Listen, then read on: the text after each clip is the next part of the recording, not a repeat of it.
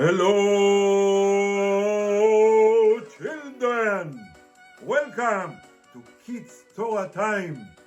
And today, Parsha YITRO. Yay.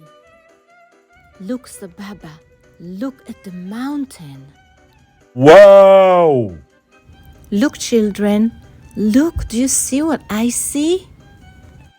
It's gorgeous! Wow!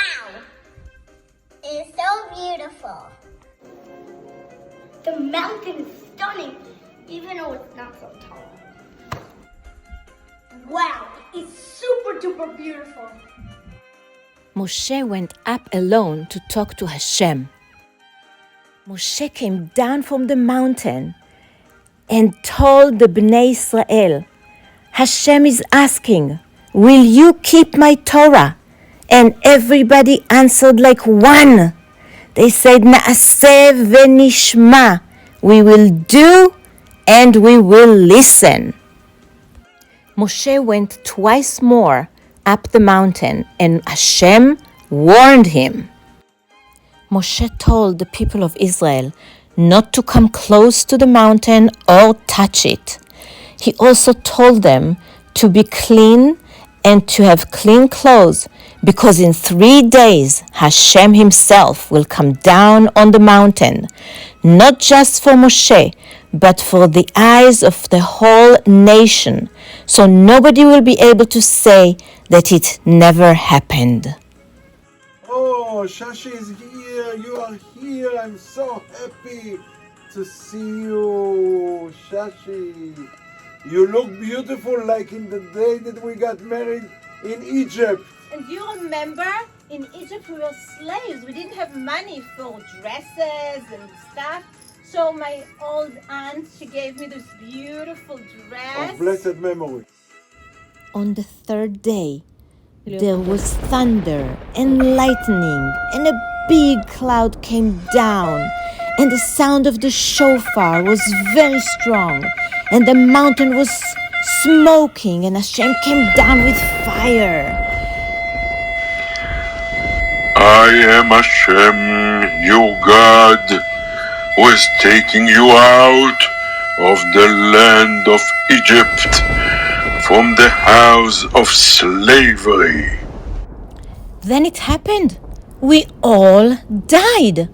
But Hashem, with his kindness, revived us and spoke the 2nd commandment. You shall not recognize the gods of others in my presence. And we died again. And Hashem revived us again. Then we were begging Moshe to hear Hashem and to repeat Hashem's words to us. We couldn't take the energy, the power, the strength that came from Hashem. What does it mean that they couldn't take the Shekhinah? Yes, why? Great question. I will try to explain to you with this plastic container. This container was designed to hold salad. When we put in it boiling water, look what happens to it. It is destroyed. The same with the sun. When it is a very bright day, it is too bright, and without sunglasses, we just cannot look at the sun. We should not forget how powerful is the speech of Hashem. He created the world with his speech. Do you understand now?